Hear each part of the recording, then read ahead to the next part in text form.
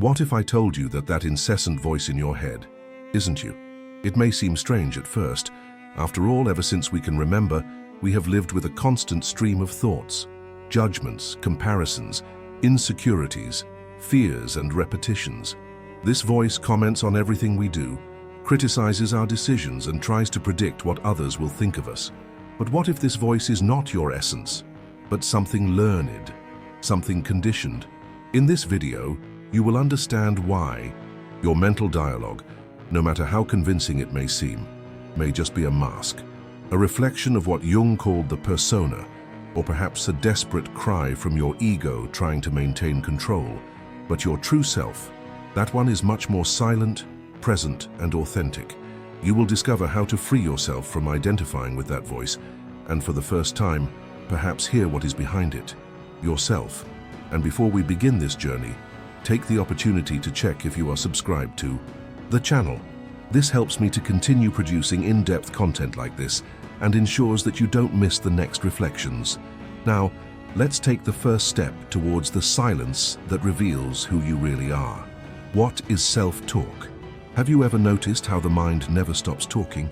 It's as if there were an invisible narrator commenting on every scene of your life, even when no one is around. This inner voice judges, compares, anticipates, complains, blames itself. It says things like, "You shouldn't have done that. What if it all goes wrong? Why aren't you more like the others?" And the most curious thing, it does this all the time, even without being invited. This phenomenon has a name: self-talk. It's the stream of thoughts that fills our consciousness on a daily basis.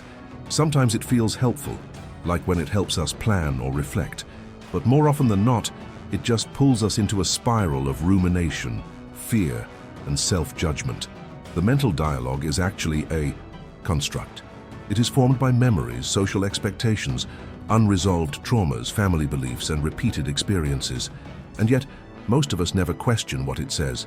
We automatically believe that this voice is ourselves. But stop and think.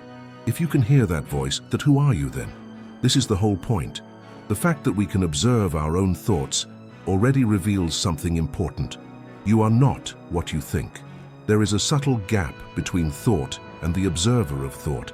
And it is precisely in this gap that the key to liberation lies.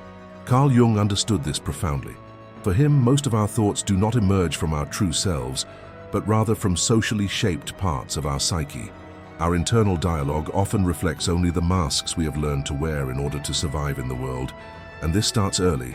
From childhood, we are taught to behave in certain ways in order to be accepted. Don't talk loudly. Boys don't cry. Be a good girl. Get good grades. Little by little, these rules become internalized, and the voice that was once external becomes internal. We start to police ourselves from within, as if we had a constant judge in our thoughts. The problem is that the more we believe this voice, the further we move away from who we really are. We lose touch with our most authentic desires, with our intuition, with the quiet calm that exists behind the mental chatter. So the real question is not, what am I thinking? But rather, who is thinking this and why? To answer this, we need to explore the internal structures that shape our identity. And among these structures, one of the most influential and invisible is the persona. Persona, the mask you learn to wear. To understand why your mental dialogue often doesn't reflect who you really are, we need to talk about persona, a central concept in Carl Jung's psychology. Jung described the persona as a social mask. It is the role you play in the world in order to be accepted, recognized, or loved. This is not necessarily a bad thing. Without this mask, it would be difficult to function in society. The problem arises when you confuse this mask with your true identity. From a very young age, we learn which behaviors are valued by others and which are punished. Little by little, we build an image of ourselves that fits what the world expects. This image, this social facade, is the persona. For example, a child who discovers that he or she is praised when he or she gets good grades begins to develop the persona of the exemplary scholar. A young person who realizes that he or she only gets attention when he or she makes jokes puts on the mask of being funny, even when he or she is sad inside. A person who grows up in a home where showing emotion is a sign of weakness develops the persona of the strong, the unreachable. Over time, these masks become so natural that the person doesn't even realize they are acting. They start to believe that they are that character. And as a consequence, the mental dialogue is shaped to maintain coherence with this mask. Think about it. If you've built the responsible persona, your inner dialogue will attack any hint of vulnerability. It will say things like, you can't afford to make mistakes, you have to take care of yourself. If you rest, you're being weak. The inner voice isn't telling you the truth. It's just defending the role you believe you need to play. The persona is shaped by several forces: culture, religion, school, family, social networks. You pick up pieces here and there, and in the end you are carrying a character that you did not even consciously create. It is like a costume that was sewn together little by little, but that now tightens and limits your movements. And the irony is that oftentimes the persona protects us from what we want most: true connection. When you interact with others only through a mask, no one really knows you, and that deepens the feeling of loneliness. The persona may give you social acceptance, but it robs you of authenticity. Jung said that the persona is a necessity, but it should be used as a tool, not as a prison. The problem is not in having a persona, the problem is in being possessed by it. When this happens, your inner dialogue becomes a kind of guard for your persona. It watches over you, demands it, punishes you, all to keep your character intact. And then you start hearing thoughts like, I can't show. Weakness. I need to look confident all the time. If I fail, I'll let everyone down. See? These thoughts are not neutral. They have one goal: to sustain an image. But what if you drop that mask, even for a moment? Who would be behind it? What kind of thoughts would arise if you weren't busy trying to look like something? This is where we begin to touch on something deeper, because behind the persona, there is another layer of the mind, the ego. And if the persona is the mask we show to the world, the ego is the internal narrator that tries to keep this story going at any cost. The ego, the mind manager who thinks he owns the house. If the persona is the mask we show to the world, the ego is the one behind the scenes, trying to coordinate everything. It is like a manager of the mind. It does not appear on stage, but it is constantly controlling the spotlight, reviewing the script, and making sure that the character follows the script that you have learned to interpret. The problem? This manager believes he owns the house. Carl Jung saw the ego as the center of consciousness, the part of us that says, I am this, or I want that. It is necessary. It is the part that makes decisions, sets goals, and protects itself. But the ego has a serious flaw. It thinks it is all there is. It believes it is you, when in fact it is only a small part of the whole. And like any anxious manager, the ego hates to lose control. So when something threatens the constructed image, be it the persona of the strong, the competent, the intelligent, the ego goes into action. And guess how it does this? Exactly, with mental dialogue. That voice you hear all the time, questioning, criticizing, anticipating the worst, is often a direct manifestation of the ego trying to maintain the status quo. It says things like, you can't fail, you need their approval, you're not ready. What if they realize you're an imposter? These thoughts have a very familiar ring to them, don't they? That's because the ego is a master of camouflage. It disguises itself as prudence, rationality, even humility. But deep down, it's always trying to protect the identity you've built, even if that identity is suffocating you. And what's more, the ego loves conflict. It thrives on comparison, duality, and separation. It needs an I versus an other. It needs to feel better, right? Superior. Or at least not worse than anyone else. That's why it feeds competitive and judgmental thoughts. Look how much more successful so-and-so is. You should be more advanced. You're falling behind. When you believe these thoughts without question, you are essentially handing the steering wheel of your life over to the ego and letting it drive you in circles. But there's something important here. The ego is not evil. It's just trying to protect you with the tools it knows. The problem is that by relying completely on this limited part, you forget that there's something much bigger behind it. You start to believe that you are the manager, when in fact you are the owner of the house, and the owner doesn't have to chase his own image all the time. He can just be. So the question is, how long will you let the ego decide who you are? And what's more, what would your life be like if for a moment you could simply observe these thoughts without identifying with them? Before we move on to this answer, Tell me here in the comments, what automatic thought do you hear most in your mind? The one that challenges you, limits you, or sabotages you? I really want to read and, if possible, answer some of your questions there. Now let's get into the quietest and most powerful layer of your identity, the true self. The true self, silent but present. If the ego is noisy, full of certainties and urgencies, the true self is exactly the opposite. Silent, calm, constant. Have you ever had a moment when you simply felt at peace, even for no reason? A moment when there was no judgment, no comparison, no rush. Maybe it was looking at the sky, walking in nature, or listening to music that touched you deeply. That's not just an emotion, it's a glimpse into yourself, as Jung called it, your deepest, most authentic and complete psychic center. Unlike the ego, which is fragmented, the self is whole. It is not trying to prove anything. It does not depend on roles, on performance, on approval. It simply is. But then, why is it so difficult to access it? Because the self does not shout. It does not compete with the noise of the world. It speaks in silence, in presence, in intuition. And to hear it, you need to create space. You need to silence the noise of the mind for a while, the noise that the ego feeds so much, so that a deeper wisdom can emerge. Think of it this way. If the mind is a stage, the ego is the main actor trying to maintain control of the scene. The real self, on the other hand, is sitting in the audience, observing. It sees everything clearly, but it doesn't get involved in the drama. It is the consciousness that perceives, but it doesn't react impulsively. This is a powerful idea, because it means that you don't have to create your true self. It's already there. What you need to do is stop identifying with what is not you. And that starts with observation. When a negative thought comes up, for example, I'm a failure, instead of reacting or believing it, you can ask, who's thinking that? Is that voice really mine? Or is it a remnant of something I've heard, experienced, or feared? This kind of questioning is like opening a chink in the armor of the ego, and through that chink, the self can begin to reveal itself.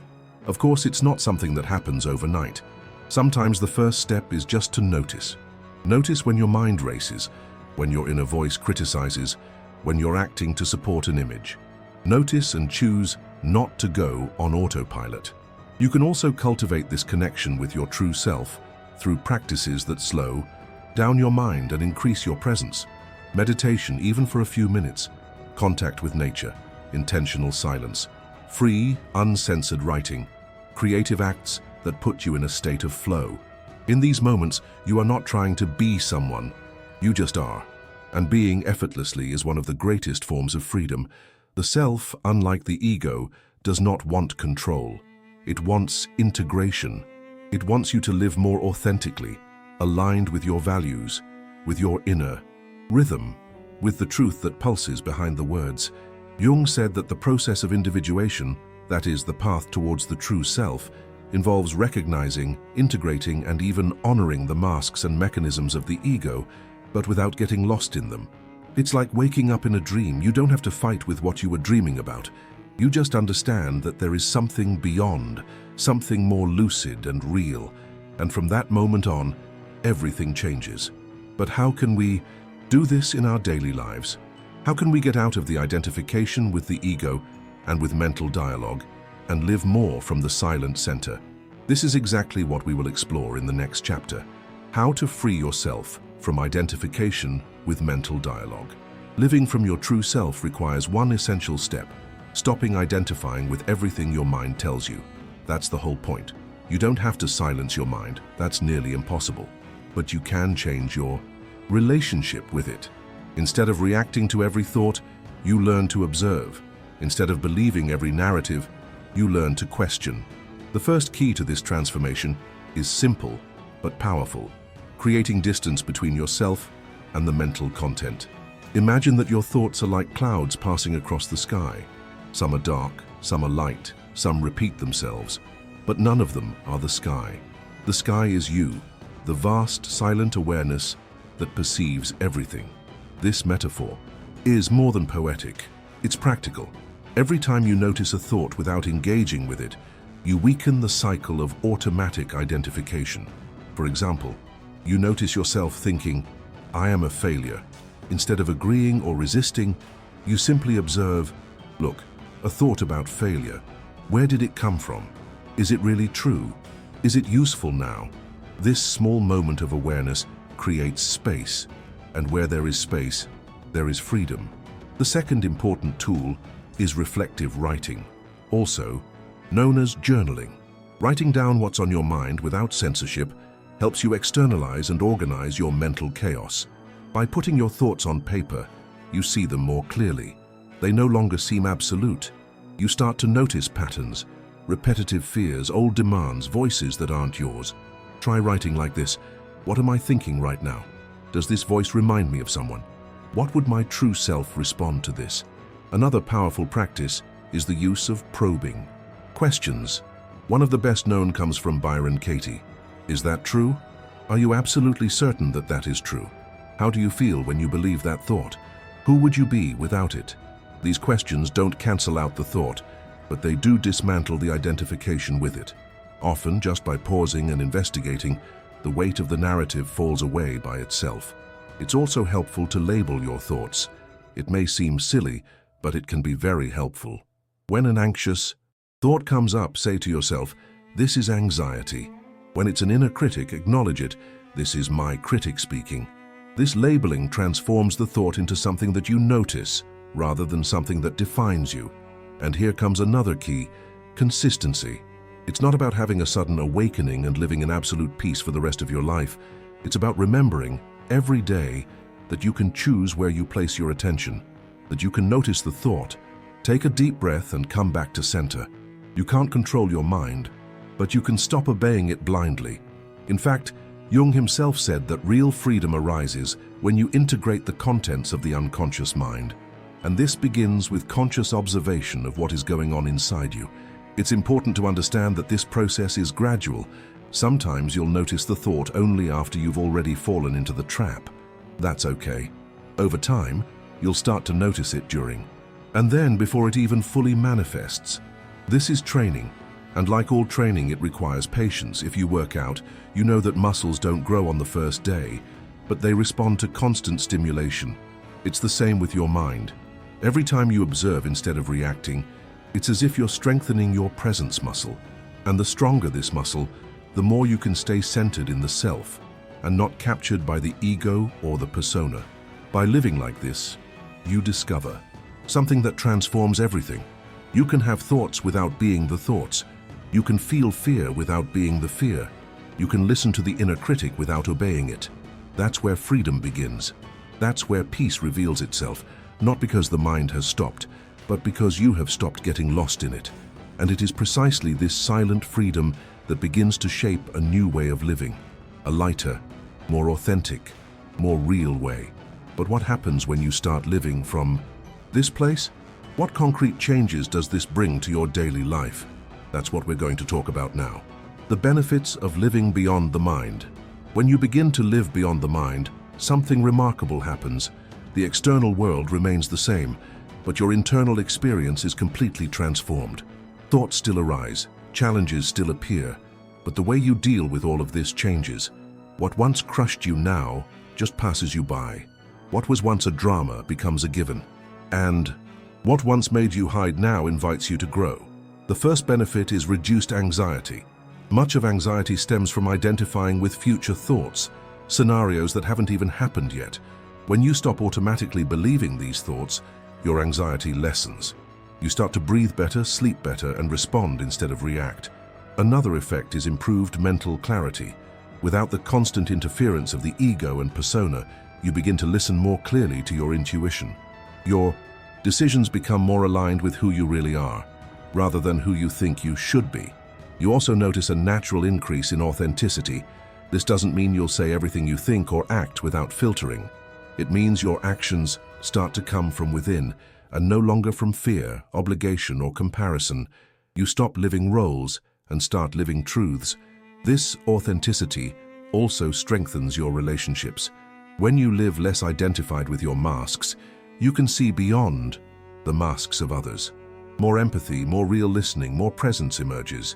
You don't need to prove anything, just be there for real. Another profound benefit is the feeling of inner freedom.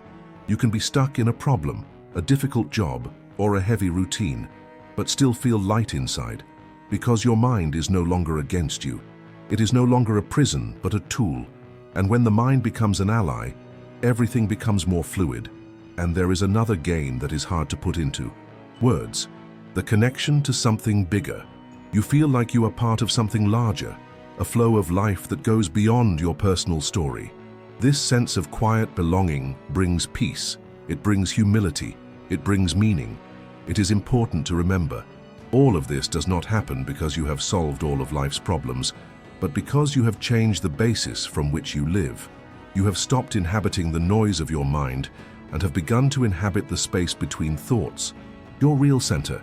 And if this content is helping you so far, if you feel that something is changing inside you, take advantage and leave your like now. This not only shows me that this type of reflection makes sense to you, but also helps YouTube deliver the video to more people who need this awakening. Thank you from the bottom of my heart. And speaking of waking up, what happens when you understand all this, but need to go back to the routine, the pressures, the noises of everyday life? The answer is, you don't come back the same way, because something inside you already knows the way back home. The beginning of a new silence. Maybe now you'll look at your mental dialogue differently. Maybe you'll realize that it's still there, talking, suggesting, criticizing, but it's not you anymore. That small difference changes everything. You will still hear thoughts like, I can't do it. This won't work. I need to please. But now, instead of drowning in them, you can just breathe and say, that's just a voice, I can listen to it without obeying it. This is the beginning of a new freedom, a silent freedom, discreet but absolutely powerful. And as Jung taught us, this path back to the self is not a straight line. It is a process of remembering, forgetting, returning, relearning. But each conscious step on this path is one less step toward fear and one more step toward truth. If this journey resonated with you, check now to see if you're subscribed to the channel. This helps me continue to produce reflections like this and ensures that you continue to receive content that brings you closer to who you really are. See you in the next video. And until then, listen less to your mind and more to silence.